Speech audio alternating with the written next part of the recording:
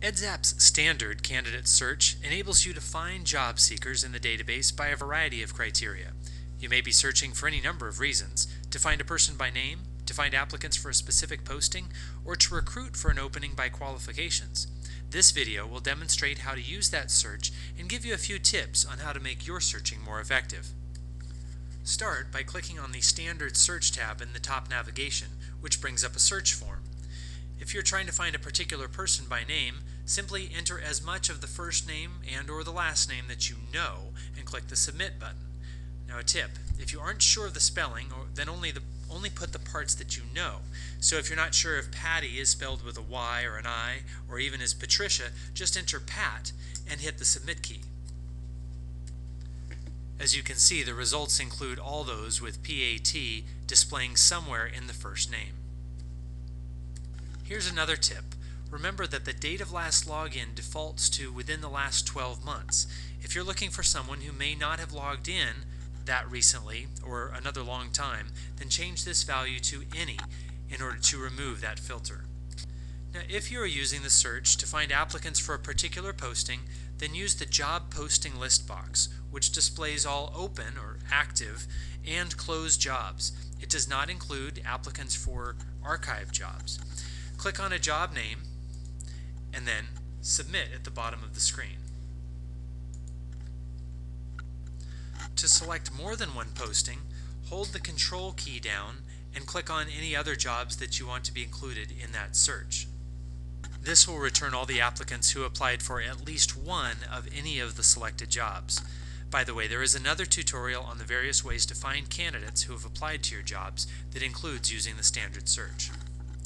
Now, if you are trying to search based on qualifications, then you can expand individual sections of the search form by clicking the plus sign for each section. Or, to expand all sections, click the Advanced Search button at the top of the screen.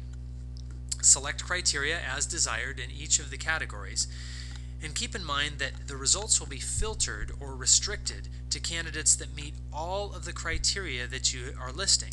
So, for example, if you type Smith in the last name field and Master of Education in the education box, then you will only find those who have both the last name of Smith and those who hold a master's degree of education.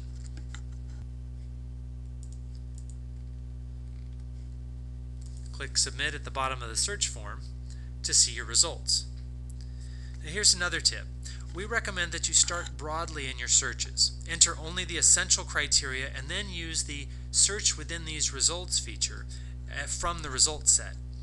So if there are 80 people matching the criteria that you selected and you want to narrow it down further, then click Search Within These Results, which will return you back to the search form, and then add additional criteria, such as only those that have logged in within the more recent period of time.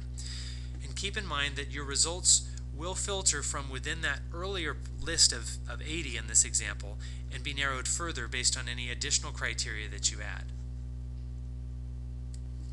So in this example, we found those who hold a Master's of Arts in Teaching or higher degree, have the last name of Smith, and have logged in within the last 2 months. And that led us to a list of 43. We can continue narrowing that down until you have a reasonable number of applicants to deal with.